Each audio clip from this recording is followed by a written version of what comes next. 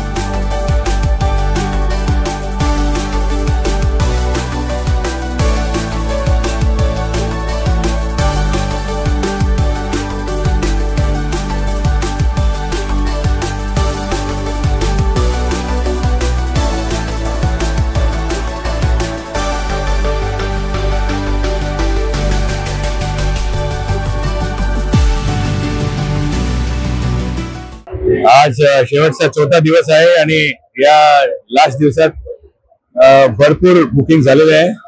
आता पण एक सेलिब्रेशन होणार आहे आणि कंटिन्युअस, कारण आमचं व्हॅल्यू थोडं जास्त झाल्यामुळे आपलं फ्लॅट्स कमी विकले, लेकिन पण आपलं जो व्हॅल्यू आहे फ्लॅटचं हे 2 कोटीचं, 1.5 कोटी, 2 कोटीचं वरतीचं फ्लॅट्स आहे आणि त्याची जास्त खपत झालेली आहे। आणि त्याच्यात कोपरखेरणा हा लोकेशन, कोपरखेरणामध्ये सी फेसिंग असा हा लोकेशन एक रिस्क घेऊन आम्ही घेतलं होतं, पण त्या प्रोजेक्ट मध्ये भरपूर सक्सेस भेटले आपल्याला आणि त्याचे जास्त फ्लॅट विकायला आलेले।